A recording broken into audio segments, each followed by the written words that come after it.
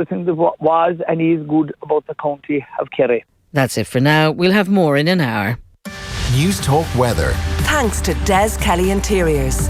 Delivering your new bed, mattress or furniture in time for Christmas. DesKelly.ie.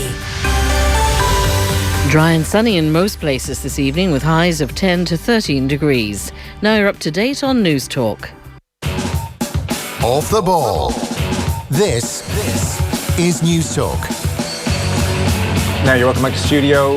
In the next hour, we'll have Stephen Elliott talking about Republic of Ireland, If You Can Bear It. In the meantime, we're talking about a new book, On the Seventh Day, 30 Years of Great Sports Writing from the Sunday Independent, edited by John Greene, who's here in studio. Hello, John. Hi, Joe. Thank you for coming in.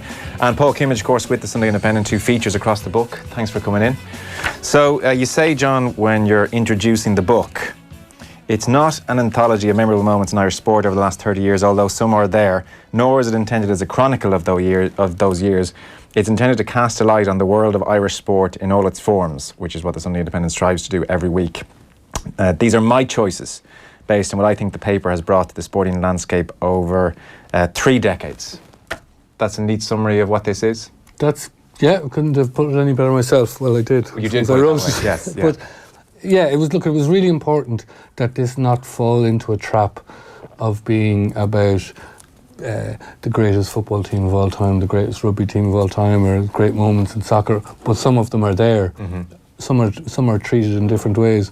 Because if I took that approach, then pieces like David Walsh's interview with a guy from Leitrim called Seamus O'Rourke about his experience of going to the 1994 Connacht final, which Leitrim won, wouldn't be there.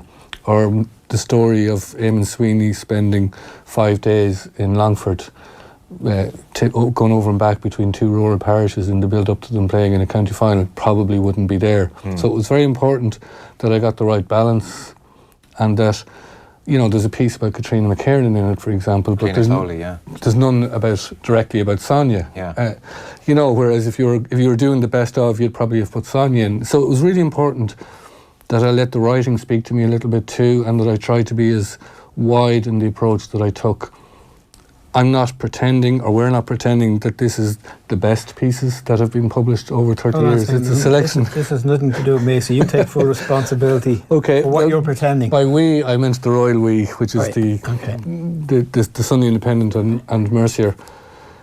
It is a selection of what the Sunday Independent, I think, has brought to journalism and to sports writing over the last 30 years. And how many of these, when you set out to do this, jumped to your mind immediately, and then you went back and read them and they got the tick? And how many? Well, there were two pieces. I said we launched the book the other night, and I said I went into this with an open mind, and of course when anybody says that they will go into something with an open mind, they're immediately telling a lie, because it's impossible not to bring your own biases into it. So the 2 particular biases that I brought to this were, the first was that I had 2 pieces in my head that were absolutely going to be, even though I hadn't read them in years, there were 2 pieces that were going to be in it, which predated me, but which I remembered. And then I was going to make sure that there was, that the Longfords and Leatrams of this world wouldn't be ignored. The smaller counties, or the smaller sports even.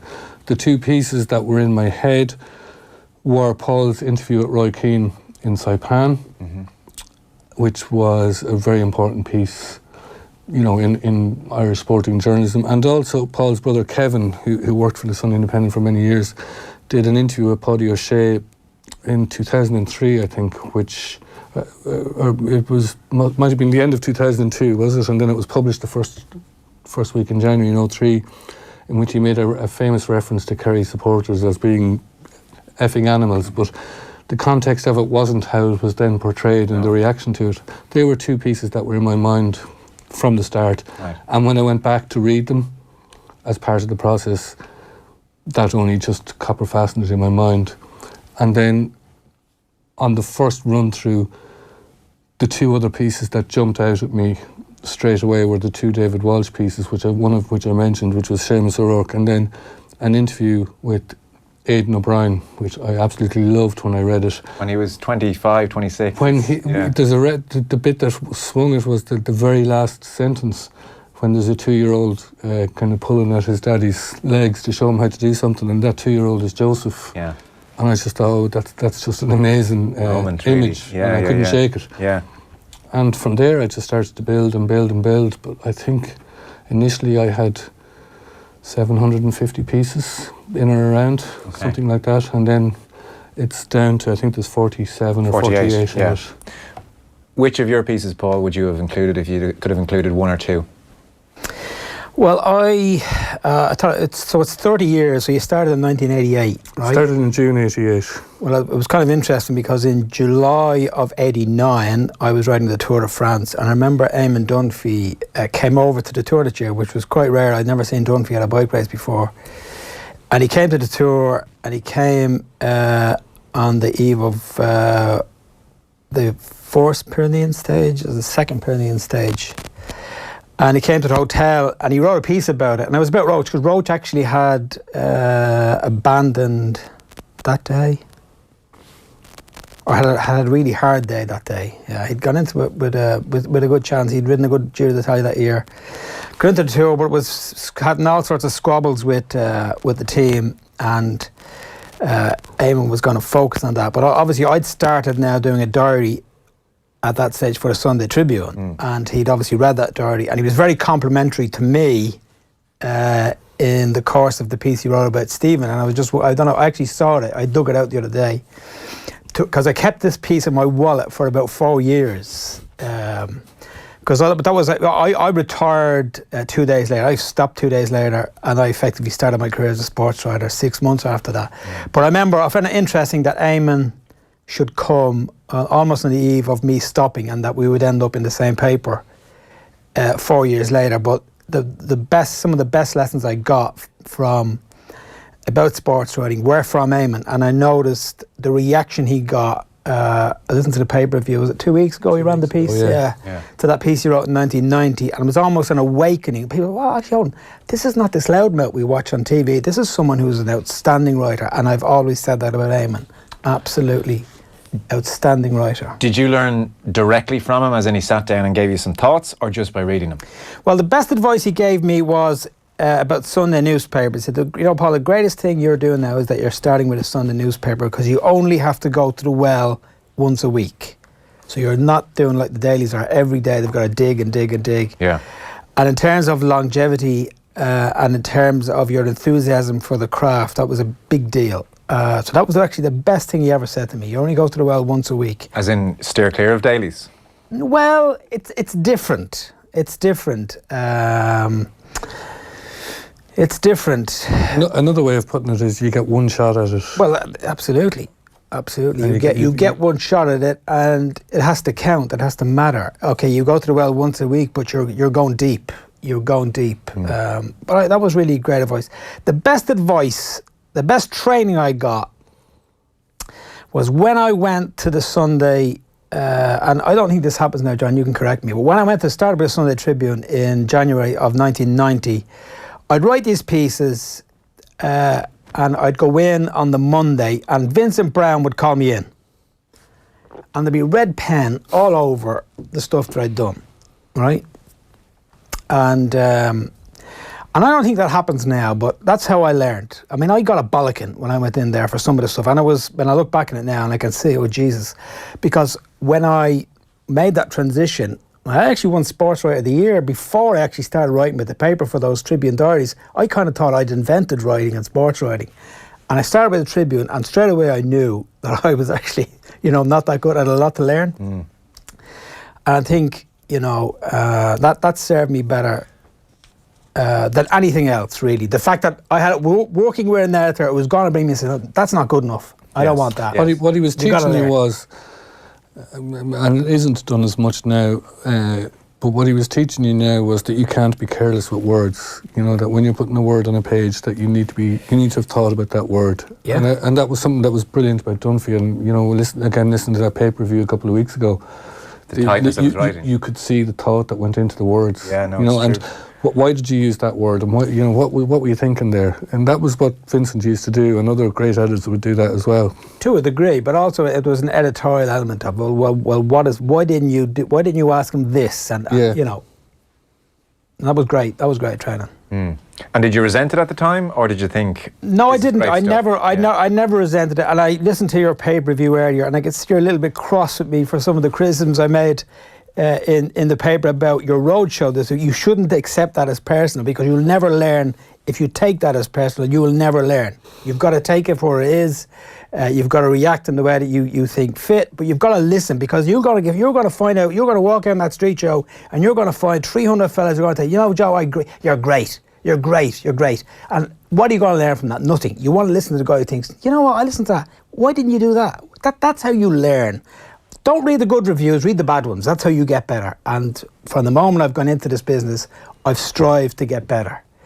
To today. And it took me a long, long time to do that. And were there certain things that Brown was hauling you up on? Was there a trend, or is it just lots of different things? Nothing sticks out as such? Elements of the writing. Looking in the right places. Looking in the right places. Asking the right questions. Jesus Christ, Jesus. You know, I can't really take him off that well, but, you know, it was, you know, teaching me that it wasn't my job, that it isn't our job to be popular, you know. And he was great at that, Vincent. I mean, Jesus. I heard a thing being played back last week someplace of him questioning one of the Troika, was it? Yeah, and that's right. With a microphone a few years ago. Yeah. When they tried to shut him up, and the line of questioning and the way he persisted with it, and the way he persisted with it. So he was just a great teacher. I've got a portrait of Vincent over my door in my office, and I don't say I kneel to it every day, but he's up there for a reason. Right. John, you're just blown, by the way, so I don't want you to take. You're in the bathroom, John. I don't want you to feel left out. But does Vincent know you have a picture of him in your office? Vincent wouldn't care. Well, that's true, actually. Yeah, he couldn't give he'd be giving out about that. He wouldn't want that at all. Grow up, he'd say. Yeah. Hey, you mentioned Dunphy. Like, one of the best pieces is Dunphy with George Best. Yeah, I mean, I think I spoke to you casually a few months ago, and I told you about this project that I was working on, and about Dunphy, and about rediscovering him. You know, I just about remember him. I was, you know, just starting out in college and early years of the job of journalism. So I do remember, I did have an institutional memory of Dunphy and what he did in news and sport. But it was only going back into the pieces, and then, you know, I had this stack of stuff, one pile of stuff with Eamon's, and then trying to say, okay, how am I going to whittle this down? Yeah. But that one just jumped out at me, even more so than the one that we published a couple of weeks ago about Italia 90. That one just stood out at me because I think you referenced it earlier. You think at the start that we're going to get into a hair-raising afternoon of champagne drinking and noise. I thought I would be very disappointed by this piece. Yes. I thought it was going to be, and then we drank this, and then we drank that, and then we saw this girl, and it was great. And that's not what happens at all. No, it's the opposite. It's very poignant. I referenced it in the introduction to the piece that the sadness of the piece for me was that, you know, given that we're looking at this 28, what year was that, 1990, was it? Yeah. So 28 years later, with the benefit of hindsight, the piece is full of hope for him. And ultimately, you know, that was a hope that was... He was very fervent about Dunphy, but it was misplaced in the end. And that's the real sadness of it, I think, reading it all these years later. Yeah. What I didn't realise about Best, and I'd never really seen it written anywhere else, the context is he's just gone on Wogan. It's a very famous appearance in Wogan, and he's been drunk, and he hasn't done brilliantly. His father's called him and said, what are you doing? Yeah. And Dunphy makes an arrangement to go and see him. He's gone out with a woman called Mary at the time, and the three of them are in the pub, and it's not the hell-raising kind of travails through London that you might expect. And he talks Dennis about Compton is there as well, which is just by coincidence. The truth is, George, highly intelligent, always has been. And he talks about how your body withers, your spirit remains alive, redundant, but alive, and if football means as much to you as it did to George Best, the sense of being disabled is painful, cruel, and ever present. And he says, contentment is what George Best will never have again. Booze is an anaesthetic, girls a distraction. And it goes on to talk, someone happens to talks about how, just from memory, there's a line in it about the Wogan. He compares it to a follow-up appearance with Gay Byrne. And there's some line about television is for glib men, and George is not a glib man, something like that. And he talks about, and Best says back to him, words. You know, that there was this sense that George wasn't articulate in terms of speaking. Yes. But they have a quiz, and as you referenced it earlier, he knocks it out of the park. He's just well. So Mary, his girlfriend, brings a copy of Mastermind. Who invented the bouncing bomb? Barnes Wallace. Who succeeded Khrushchev at the Kremlin? Brezhnev. Who shot Lee Harvey Oswald? Jack Ruby.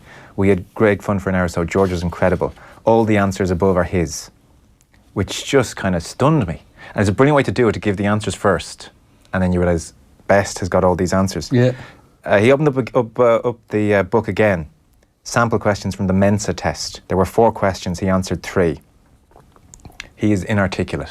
That is Dunphy's conclusion. He's trapped by his inarticulacy, but he can't sleep. He goes to bed at 1, he wakes up at 5. And he is sort of trapped as well in this after-dinner, hell it seems like, frankly. He must trade on his notoriety, do Wogan, sportsman dinners, recount his dalliances with empty beauty queens, be George Best as the world understands him. That's what people want, that's what he delivers. And every time he does it, he squanders some self-respect, the kind that really matters. And it's a very slow afternoon in a pub where they have a nice, poignant enough afternoon, and then it's, I'll see you.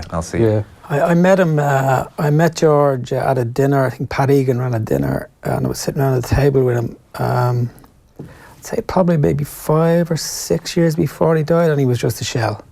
It was just nobody there, nobody home. And he was a hero of mine as a kid, and it was very sad, really.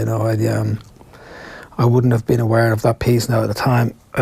He wrote a lot about George Best, and he clearly loved George Best, and he knew him obviously, which helped.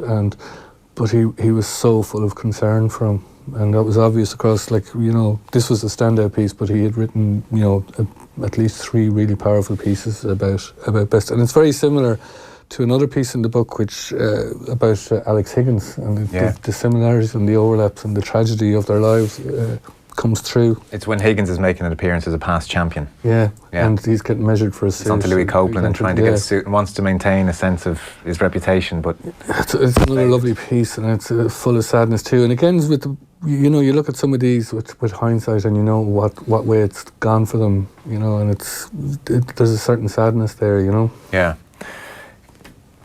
You and Roy Keane is a brilliant read still all these years later. Do you agree? Do I agree? Well, look, I'll take it. I'll take whatever. Won't get him to I'll take whatever. I haven't spoken to Roy since, which is astonishing. Wow.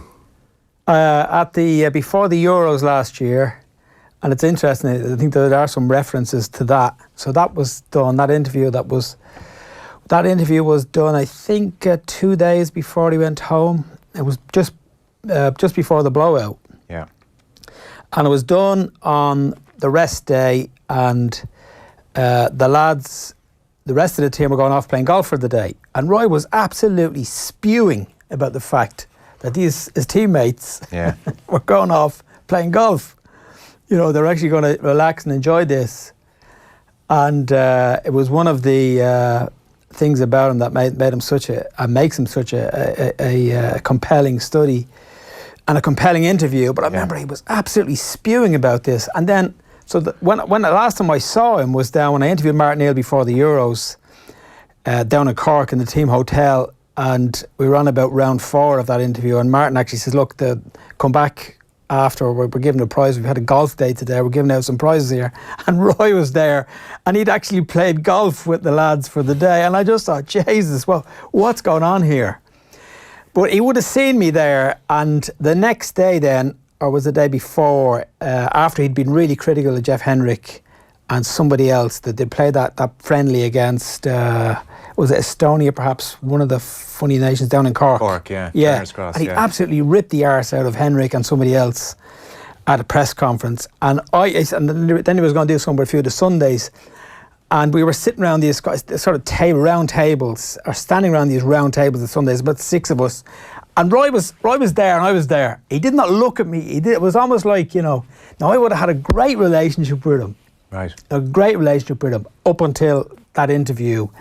And, Why does he hold you in some way responsible? I don't know whether he thought I should have taken his side. I don't know. In the piece? Yeah, well, in the aftermath, I would say. And whose side did you take? I was very much on Mick's side, yeah, very much so, yeah. That'd do it. And I would do it, yeah, absolutely. And on his teammate side, on the McAteers and the guys who idolised. I mean, they idolised. That was the sadness of it. You know what? I read this piece back and I didn't massively like him. You didn't like Roy? Not really. I found him fascinating. Yeah. But I thought as a human being, there was just moments in it I didn't like. Like, for instance, one which I looked at and I just thought, to do this publicly to your teammate on the eve of a World Cup is not good, you know? So, you're talking about the barbecue with the press. Yeah. The great thing about this is everyone remembers this like it's yesterday. So, Yeah. the barbecue with the press. Yeah, but a lot of them are hypocrites, you know, because you're saying, like, you know, it's good public relations, and they want you to sit there and have a barbecue with the guy who 3 or 4 years ago wrote an article encouraging people to boo me at an international match. Am I supposed to enjoy that? Supposed to feel comfortable? I've no problem with that. But then it goes down. Because I agree. I get that. I get that, totally, yeah. By Tuesday afternoon, you're in good form, you say to him. Jason says he's spoken to you more in the last couple of days than in the last couple of years. Relations within the team are good. I wouldn't take too much notice of what Jason says. Jason has a big mouth. Yeah. Even when he says nice things about you, you say. Even when he says, as you did last week, when you were getting it in the neck from the papers, people remember he didn't show up to Niall Quinn's testimonial game, that people never hear about the Roy Keane that goes to visit sick kids in hospital. Nah. Jason's just being Jason. He's probably hoping I'll find that out. And what does that tell you about Roy? And it's true to this day. It is true to this day, and it's the reason he has never made it in management and never will make it in management. He cannot deal with people. He actually cannot deal with people. It's a weakness in a character trait, fault he has, and he actually cannot deal with people. To not think that mightn't affect an important enough player 3, 4, 5, 6 days later at a World Cup to be talking about him publicly like that, I think is a massive misjudgment. And I came away thinking, God, it's nasty. Maybe Jason is saying this publicly in the hope that you'll find it out. Well, he wasn't. But even if he was... He was totally genuine about his affection for Roy. Oh, he was. Even if he was doing it hoping Roy would find it out, he's doing it to try and build relations. And that's a worst case interpretation. They all idolised him. That was the tragedy of it, if you can use that word in sport at all. I don't think you can. But anyway, that was of what happened down there. All of those guys, they idolised him, and they didn't want much from him. But they didn't want him going in the papers, and I say the papers in that interview, and in the one he done with Tom Humphries, ripping the arse out of them. And that wasn't right. Did you come away from that thinking, I did. That's a bit... I came away saying, oh my God, this is going to cause an absolute... shitstorm. Yeah. I was in no doubt whatsoever that it would cause a shitstorm, and it did. So I knew, and I had this conversation with Tom Humphries, because... So I'd set the interview up. Tom Humphries was working for the Irish Times, and he had gone to Roy and arranged to see him after I'd come out of the. So I'd arranged the room in the hotel where I was going to interview Roy, and Tom then had said, "Listen, so he'd come in. I literally put the ball on the tee, because I'd spent about an hour and 10 minutes with him, and Tom came in after that. So the ball was on the tee, and all he had to do was hit it off the tee in terms of Roy being worked up. Yeah. But I remember walking back to our hotel with Tom after we'd done that interview, right? And our reactions were completely different. I just thought, oh Jesus, this is mega. Yeah. And Tom wasn't of that opinion. I remember, I knew that was the passage you were going for, and it's a couple of months since I've read that back. When I read it at the time, and when you take it in tandem with the piece that opens the book, which is Inside the Team that Mick built, which was published over 2 weeks in the paper prior to that, after the Holland game at the end of 2001, where the absolute dominant figure in that, it's 17,500 words, and the absolute dominant figure in that piece is Roy Keane. Yeah. And you didn't speak to him. He was the only one who you didn't speak to. They are all obsessed with him. He looms large, That particular passage, and I get what you're saying, and you were in the room, so you saw what happened. There was an element of that, and I've always thought this about him. There's an element of awkwardness there at not being able to take a compliment. And you've paid him a compliment, and his first thing to do is say, I don't pass any heat on Jason, because he can't take the compliment. For me, that's too much a free pass. Make it quip about yourself. Say, oh, look, I'm a real Mother Teresa. And then he doubles down on it after, and that's when the real problem is. And because you asked him the next question. And if you know what I'm saying, if it had just been, don't pass much remarks on Jason, and then you moved on to the next question that you had, that's all it would have been. I wouldn't take too much notice of what Jason says. Jason has a big mouth. No. I'm not giving him a free pass, but I think I've been watching him for a long time, and there's always been this element of awkwardness around any attempt. No, I get that. What about look, Jason? Suggest something positive about him. What about just saying, look, I really don't do much. Yeah. Jason being, But then that's Roy being Roy. Yeah, but that's a free pass in my book. Roy being Roy, that's not good enough. You're an adult. And what you said, McAteer's affection for him is clear, because if you've read the first piece... What was even more unusual was that, I remember, and again, in terms of the way things have changed now and the access we had, we were on the flight. I was on the flight with the boys. Yeah. We flew over through Amsterdam, connected again in Tokyo. So I saw it all. And I remember walking off to the team hotel the next morning, because the hotels are about 300 yards, 400 yards apart. And I remember walking over to the team hotel the next morning and going into the dining area, and Roy was sitting around having breakfast with, I think, Jason, and there was about 4 of them. And they're having a great time. I just thought, Jesus, isn't that lovely? Yeah. And so then you get that, and then a few days later, this interview, and he's absolutely ripping the arse. That's why if I was McAteer, I'd be thinking, what is going on? What is going on? Yeah. Well, how long have we been asking that about Roy? What is going on? I mean, that is the essential Roy, It jumped out there. Even this short conversation just shows there's no one answer. No. Yeah. No. You can't condense I didn't realise it was 17,000 words. The first 17 and a half. The first 2 chapters, the team that Mick built parts 1 and 2. Do you know what comes across? So this is November 2001. This is post the Holland thing. What comes across is they're a good bunch of lads, actually. Great lads. The 0-1 match. Absolutely great bunch. We've sort of seen snippets of them, like the Kilbans and the Kenny Cunninghams and different fellas, and it comes across here. McAteer, I think I was really on McAteer's side when I got to the Roy piece, because in this part I love him. Yeah. No, you couldn't but love Jason. But I actually don't know whether there were any that I didn't like on that team. They were a great bunch. But again, you see, and I mentioned about the way things have changed now. I mean, who's to say this bunch aren't a great bunch? We just don't know them. We don't get access to them. No, all we get is they're browned off walking out after the game, and we get them for a few minutes walking through the mix zone, and it's a real pity, I think. Yeah. You know? There's lovely bits in that. Like, I didn't realise Damien Duff had gone out with McAteer the week before the Holland match on the tear. They deserved it, just the tension coming up. And Duff promises his younger brother Jamie, look, I'm sorry, I know we were going to watch Match of the Day. I promise you next week, if we win, lose or draw, I will stay in with you and we'll eat chocolate and have a great time.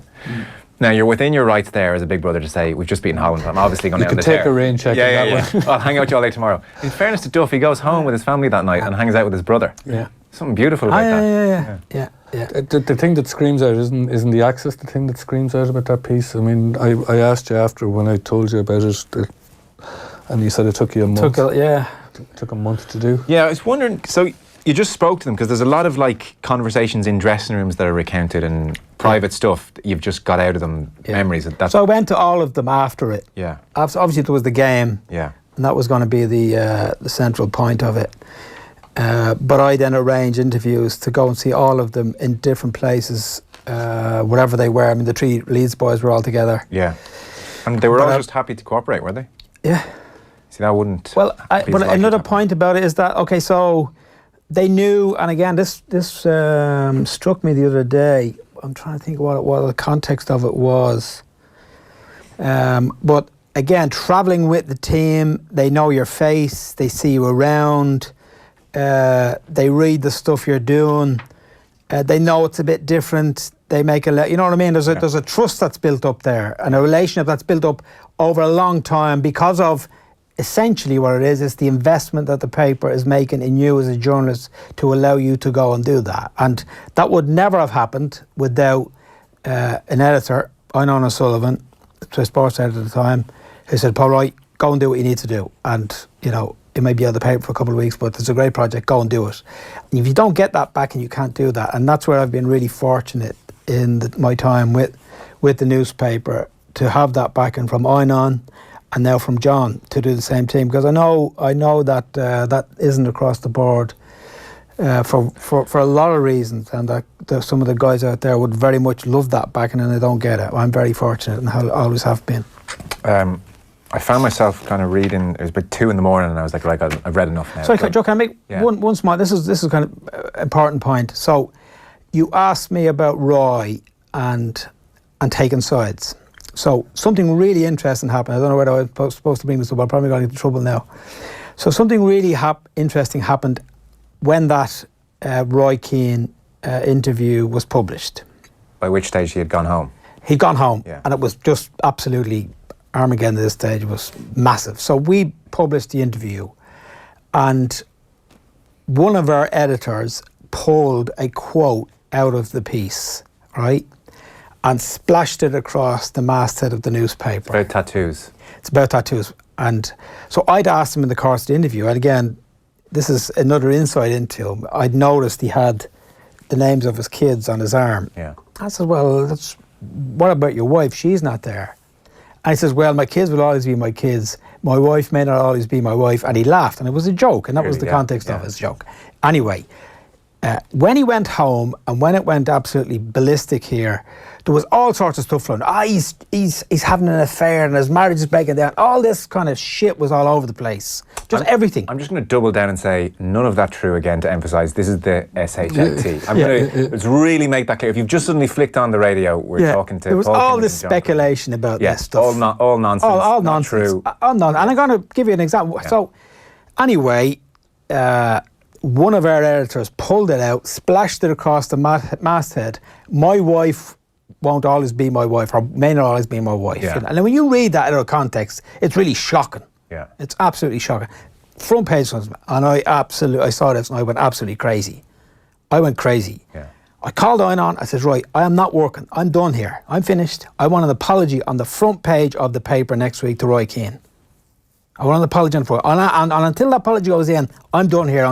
Do what you like me. Send me home. Mm-hmm. I did not write until for the 7 days that followed that piece, until that apology was published in the front page of the paper to Roy Keane, an apology to Roy Keane. Now, if you can find that anywhere, in any newspaper, in the history of newspapers, I'll tip my cap to you, because that wasn't done before.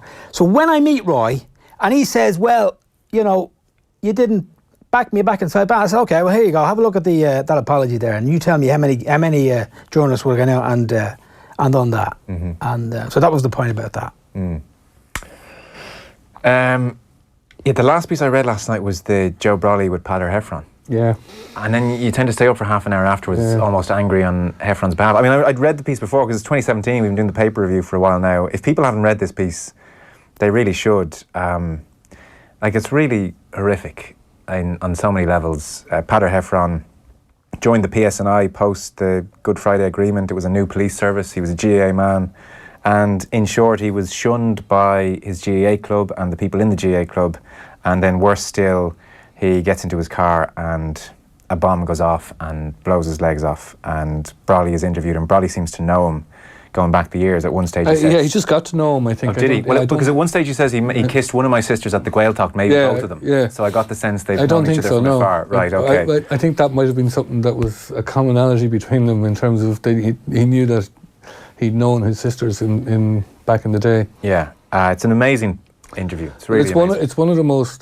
somebody said to me after it came out, I mean, obviously in Northern Ireland it in particular it caused a huge reaction, and one of the people inside described it as one of the most important pieces published in any section of any newspaper in 2017, because it shone a light on something that we don't always like shining a light on. You know, the sort of prejudices that are there, still there.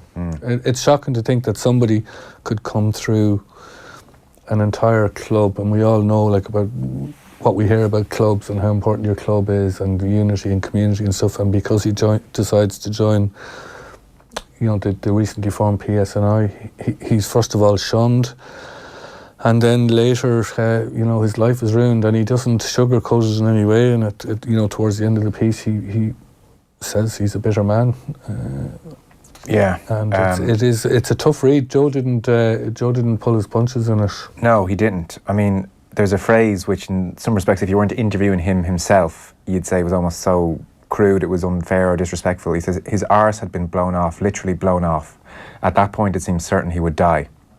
So he's in the car and it goes. I remember we had a discussion over that sentence at the time. We had to talk about it. Yeah. And, you know, and you have to, you can't, like what we said earlier, like words have meaning, and you can't just be idle about it. But it's such an important sentence in the context of the piece, as hard as it is to read. You know, by the time you've got to the end of the piece, I think the piece justifies the strength of that sentence. Yeah. He talks about the horror of trying to get out of the car. Why can't I feel my legs? Ambulance men arrived, they turned me over. Then they had the OF moment. And his wife was one of the first on the scene. She was a police officer as well. They've been married just 4 months. The treatment he got at the GA club while he was still playing was, training, and they're picking 2 teams and he's not picked, so he just kind of plays in the game anyway and runs around. And so the GA club certainly don't come out of this well. On the field, his manager ignored him. A stubborn B, he simply joined in with the teams. Funny, when the incident happened, he was visited by 2 members of the club and they stressed to, I think it was his parents at the time, he was in a coma. My father, Frank, played for Cregan, and the club referee, treasurer, they said to him when they arrived, "We're not here on behalf of the club, only in a personal capacity." And then he says, and I'm sure this was legally tricky, he talks about being fairly certain guys he'd played with may have passed on details to others. People I knew, surrounding the bomb, people I knew well were arrested and questioned about the bomb. There were no prosecutions. And then he looks at Brolly. Excuse the language, but I think it's worth including in this context. If you have kids in the car, flick off now maybe.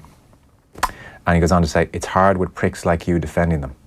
And Brolly says, as he says that, he raises the middle finger to me. Yes, there's the bitterness. And it's funny, the start of the piece is what really got me, because the very first words, "Get effed into them, lads, effed into them." And there's a couple of sentences which bring us a typical scene at a GA match anywhere in the country. There's a guy shouting and there's a match playing and he's telling a lad to get stuck into another lad, and he does, and he cheers it and stuff. And then he peels the camera back and he widens the shot, and then he finishes off by saying, "Padder Heffern is a big, strong, robust man in his early 40s. He's in a wheelchair." It's a powerful image that he creates, and he goes, and it's all through it. He does that, and some of the language and choices of words are tough. Yeah. But I mean, it's a tough subject. Well, you suspect they're in keeping with him as personality, actually, so it almost feels apt, And sometimes, and this is part of the writing, and it's part of, like, with Paul and others, and with Eamon and David Walsh and Damon Sweeney, these part of the writer's personality as well comes through. Yeah. What's your life like is the final question. He says, "It's a life, but it's not my life." So there's not really a silver lining in that, bar the fact he survived. It's just terrible. There's no. Just as you say, just that he survived. Yeah. Does there have to be a silver lining? No. No. I mean, and that's the thing that comes through in some of the pieces, and then in others there's hope, and in others there's humour. Mm-hmm. One of the things that we tried to do, and it's hard with something like this because it's a kind of a time capsule, is I tried nearly as much as possible not to interfere with the pieces. So they're all published underneath their original headlines. They're all published with the introduction as it appeared in the paper. Could I, you as a reader, what I would have done, I don't know where you made a decision on this, but I would have put a context to the pieces. I was just about to say that. I've left them all in their original form. A couple of times I've had to use footnotes to explain a reference that I thought might be a little too obscure, but I've used the introductions of the pieces at the time, altered them slightly if I thought they were a little obscure. Okay. And I've just let the date, by having the date of the piece at the start, that's the context. Maybe that is a good question for you as a reader. Would you want them explained? What were 2 places? Yeah. Yeah, I think so. Yeah. That was I wrestled with that, and I remember I think I asked you at the time, and you were very strong that I should do it. Yeah. And in the end, I decided not to. And as usual, they didn't listen to me. Well, in cases where I was struggling, the phone is a very quick tool. There's that, and there's also there are a few footnotes, and the introduction does kind of set the scene a little bit as well, I think. Yeah. Any others you want to mention? I mean, there's 48 of them. There was one just while we were sitting outside. There was a passage that I read to Paul because there is humour in it. There's some good laughs in it. I know. Sorry, I've gone for all the. There's a very good piece that Eamon Sweeney wrote a few years ago called Hurling Man, which is very funny. But on the day that's in it, after what we witnessed last night, there's a piece by Neil Francis in which he imagines his first day in hell, because he's saying that there's absolutely no doubt that that's where he's going as soon as the time comes. So, being Neil Francis, he's whistled straight to a rugby match, and he describes what rugby is like in hell, and given what we saw last night, and given our sort of memories of the 80s and early 90s of what rugby used to be like, he's getting shown around hell, and then he's brought to his first rugby match, and the game is being described to him because it's not quite the same game that he was used to up here. So his guide is explaining, well, both teams are made up entirely of props, and the referee is a prop as well. We call our game crouch, touch, pause, engage, collapse. So the ball is kicked off, and because they're all props, they knock it on straight away, and we have a scrum. They get down in the scrum and it collapses. They all get up again, shaking their heads and pointing at their opposite number. Then they get down for more scrums and more collapses. And Frano asks, but surely the ref gives a penalty? He does, but they are all props here and they don't know what to do, so they decline the penalty and opt for the scrum. Jesus, surely the ball comes out eventually. Don't say that word down here. And it goes on in that vein. And if you close your eyes and you think of some of the rugby games that we watched in the late 80s and early 90s in the pourings of rain in the old Lansdowne Road, they seemed to have a bit of that shape to them. Yeah. Anything you'd like to have included that you did or someone else did? Being self-absorbed, I found the maybe 96, because it was such a big thing for the newspaper to do in 96 at the Atlanta Olympics. To take the stance that we took, to ask the questions that we did at a time when, for example, let's put it in this context. So we've had this incredible success last night in rugby, but yet I know something as a writer that, listen, this needs to be asked about this. There's a serious question about this team and how they've achieved this level of performance. So what editor nowadays would actually allow their journalists to do that? Given the cash that's flooding in from advertising and all that stuff into the media, and given the mood of the nation, and there's no doubt about it, and I'm part of that, it was great. Who's going to just think now of an editor who'll say, hold on a second, this is important. Let's, and that was the greatest hat tip I can give to Angus Fanning and Einar O'Sullivan was saying, right, those questions you're asking, they're very important. Ask them. We'll back you. It was just astonishing. That they would do that. It won't happen again, anywhere, ever again. Do you not think so? No. Do you not think so? No. I think there's one piece in particular that you probably are thinking about, and it's right on the cusp of the medals in 96, and it was published in the paper, and it's extraordinary that it went in so close to, that it went in so close to the actual event. I mean, just in terms of the amount of, and I don't know because I wasn't there at the time, but I don't know what level of legal involvement there was at the time, but I mean, it is something that we carry with us all the time now. Putting the sponsors and the fandom to one side for a second, there is plenty of serious journalism. Absolutely. It's plenty of serious journalism, and it's hampered in so many other ways. It's hampered by, very draconian libel laws. It's hampered by a lack of resources to invest. To produce a story of depth and quality requires investment, and that's something that has been sucked out of the industry, and that's probably something we're not going to see happening again. I was just going to say, it's not likely to come back. I don't, an example I've quoted before, and I mean, if you want to talk a bit more about it, but when Paul's, because he's here, when his 11,500 word interview with Rory McIlroy appeared in the paper over 2 weeks, was it? So what you're looking at there is over 2 weeks, you're looking at this interview that Paul has done with Rory McIlroy. What you don't see is the 18 months of planning and spending, stalking and hotel bills and plane bills are landing on my desk and going, oh Christ, you don't see that. Sure. But from the first moment, I think it was about 18 months, but I think, every now and again with Paul, with everybody, but we'd sit down and we'd draw up a list of things that we need to do over the next 12 months. And obviously you're sitting down and you're drawing up a list of people that we'd love to talk to and have a good interview with, or a story that we need to pursue. And this is something we do all the time. And obviously Rory McIlroy, is on top of that list at that time. So we sat in a room one day and we said, okay, how do we get to Planet Rory? And from there, I think it was a year and a half it took of investment on our part and hard work and doggedness on Paul's part. And that's true of any of the, anybody who wants to produce the sort of stuff that we see in this book, the sort of quality. On the 7 days, name of the book, one last point to finish on, just to preempt people who might make the point, and you actually preempted in your introduction, is there's only 4 pieces by female journalists? There's 5 pieces, out of 48, out of 47, because there's 5 pieces by 4 female journalists. Yeah, but it was interesting you were making the point, it's incredibly striking.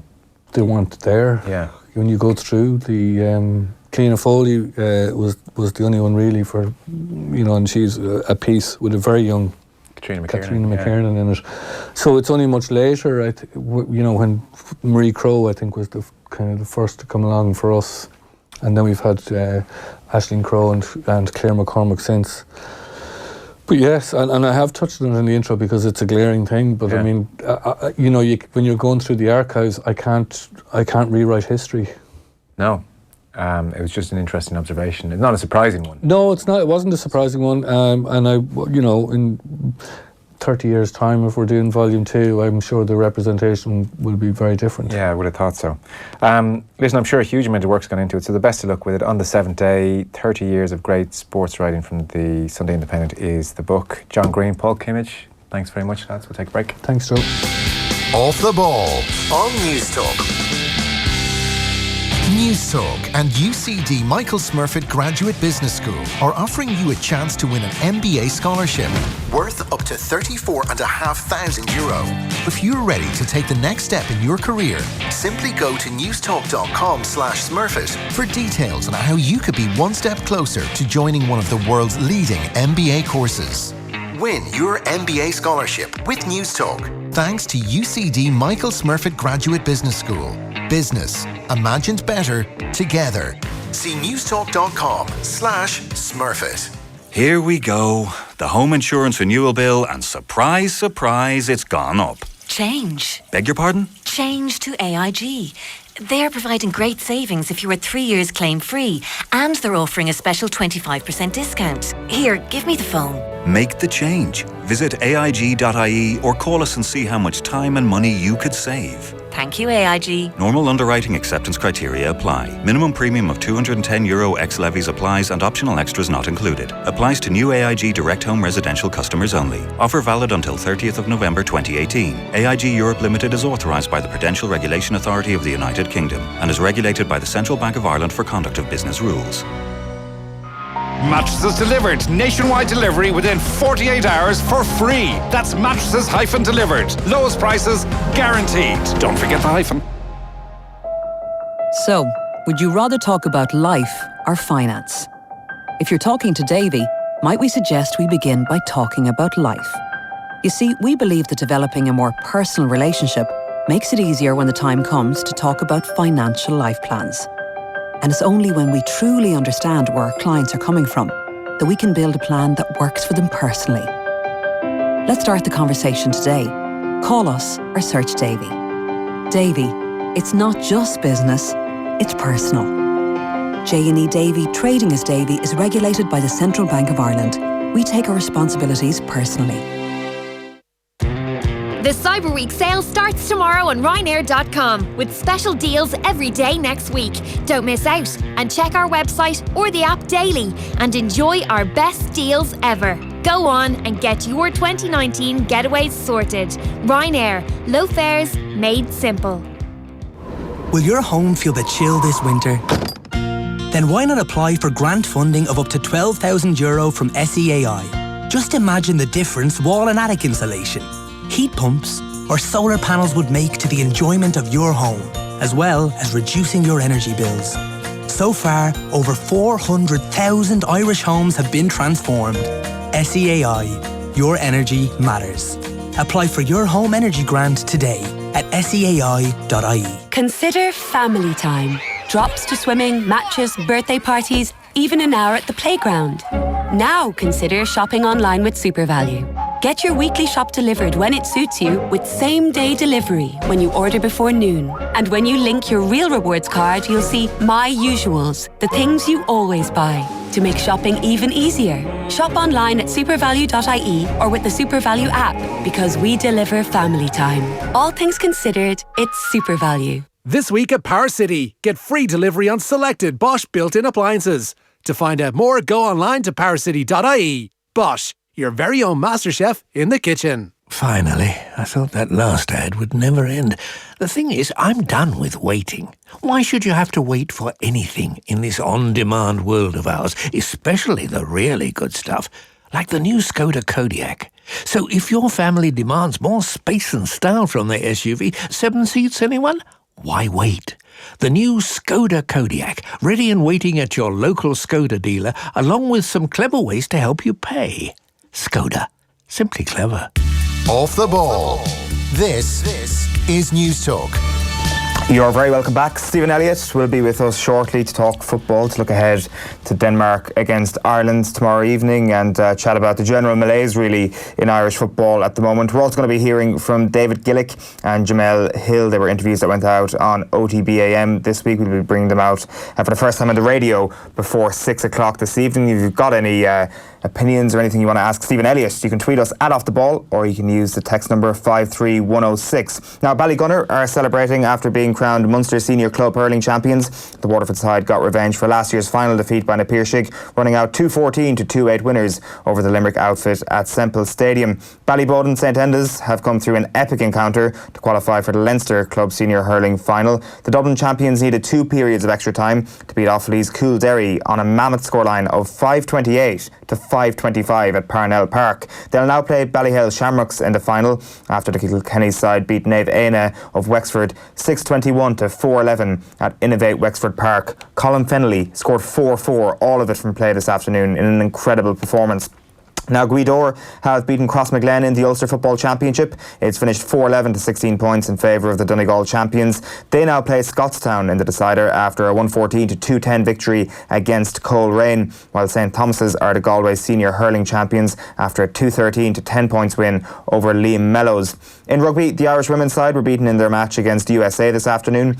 A late try from winger Emer Considine wasn't enough, as Adam Griggs' side were beaten 19-10 at Energia Park in Donnybrook. Laura Sheehan also went over the line to score a debut try, while 16-year-old Bevan Parsons became the youngest Ireland player ever after making her debut off the bench. In soccer, England have progressed to the finals of the UEFA Nations League. Goals from Jesse Lingard and Harry Kane inside the last 15 minutes handed them a 2-1 win over Croatia at Wembley. Andrej Kramaric had put the Croats in front midway through the second half. Northern Ireland against Austria has just kicked off in League B. Now, finally, sad news today greeting the GEA community and the broadcasting community at large as Weeshie Fogarty has passed away at the age of 77. The legendary Radio Kerry commentator has been a friend of the show here. He was on with us and Off the Ball many times down through the years, and one of the most memorable times was this at the Munster final in 2015, speaking to Joe and setting the scene like only he could set the scene. Yeah. What a spectacular view of greenery. Over to your right is the tall steeple of St. Mary's Cathedral. That's the cathedral that I was married in. That's the cathedral I was baptised in. That's the cathedral that I'll be taken to when I die.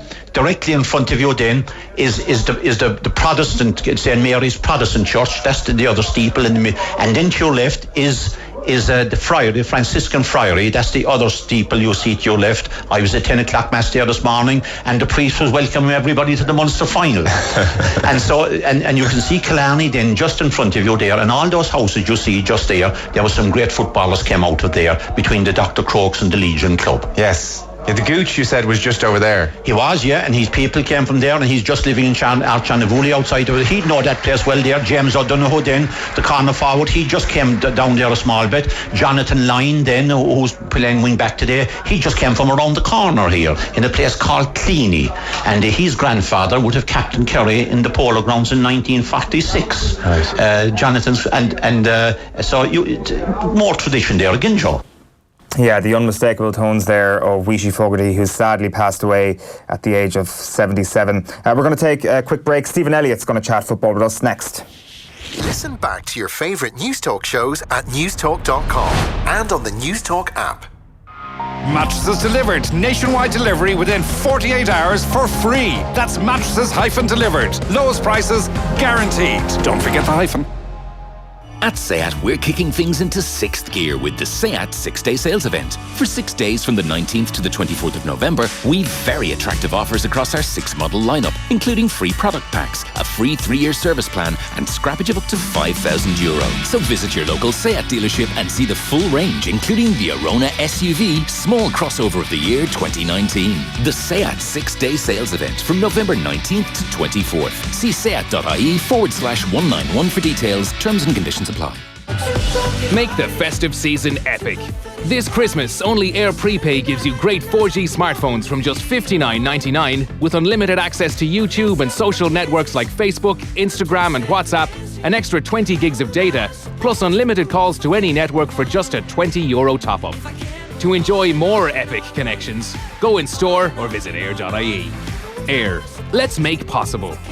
Available on Air Simplicity. For full terms, details and fair usage, see air.ie. So, you've made it through the recession. You may have even taken out a pension or saved a little. Things could be a lot worse. But then again, they could be a lot better. And now, it's time to think ahead. If you'd like to improve your financial future, make an appointment to speak with a financial broker today and find out how you can make the most of your retirement. According to a recent survey from iReach Insights, most people who do are financially better off. Find your local financial broker at financialbroker.ie and make your money work harder. Okay, the secret is out. Kildare Village is having a private sale that ends this Sunday. That means saving an extra 20% on participating brands, but to get those savings, you must become a privileged member at kildarevillage.com. It's a private sale, don't forget. So get online and be in line for some pretty remarkable extra savings. Only during the private sale. Only at Kildare Village, where there's something extraordinary every day. Terms and conditions apply. This National Fraud Awareness Week, get fraud smart and protect your business from financial fraud. Every day, businesses like yours are targeted by increasingly sophisticated financial scams, invoice fraud, email and phone scams, malware. For simple, practical advice on how to prevent your business from falling victim to these types of scams, visit fraudsmart.ie and download the brochure, Protect Your Business from Fraud. Fraud Smart is an initiative developed by Banking and Payments Federation Ireland. You thought it was a one-day deal, a week at most, but you were wrong. The Black Friday event is now on at appliancesdelivered.ie and the savings are epic. TVs from just $99.95, up to 40% off washing machines, up to 20% off dishwashers, and up to 25% off refrigeration. Savings even more epic than my voiceover. The Black Friday event, now with more incredible deals added at appliancesdelivered.ie. On 106 to 108 FM and at newstalk.com. This is News Talk. Good evening, I'm Tina Gates. Crumlin Children's Hospital will review all of the tests it carried out for detecting a cancer gene. It comes after a patient at the hospital was given the all clear following a test for the BRCA1 gene in 2009. But last month her doctors were informed that she actually tested positive. The woman, who wants to remain unnamed, is now battling an aggressive form of ovarian cancer and is said to be in a grave situation. The hospital has apologised to the woman and in a statement this afternoon says it's currently considered to be an isolated incident caused by human error. Theresa May says she's planning to go to Brussels just as soon as negotiators make further progress with the European Commission. The British Prime Minister says she's not worried by attempts to oust her, but a change in leader would be helpful. Donald Trump has visited areas destroyed by huge wildfires in California, but says the scenes of devastation haven't changed his view that climate change is not to blame. More than 1,200 people are unaccounted for. Over 70 are known to have died. The US president has been expressing his sadness. Well, I want to thank the mayor and the governor-elect. In fact, they're telling me this is even not as bad as some areas. Some areas are even beyond this. They're just charred. And an old boys culture is what's holding women back from progressing in the workforce. That's the view of Labour Senator Ivana Bacik, as it's been revealed that just 2 of the 17 top civil service jobs are held by women. There are 4 C's which impede women's career progress or hold women back in every job and every profession. Those are the lack of cash, lack of access to childcare, less confidence than men, and of course finally the 4th C of culture, an old boys culture that prevails in so many workplaces and that makes it very hard for women to get through. That's it for now. We'll have more in an hour.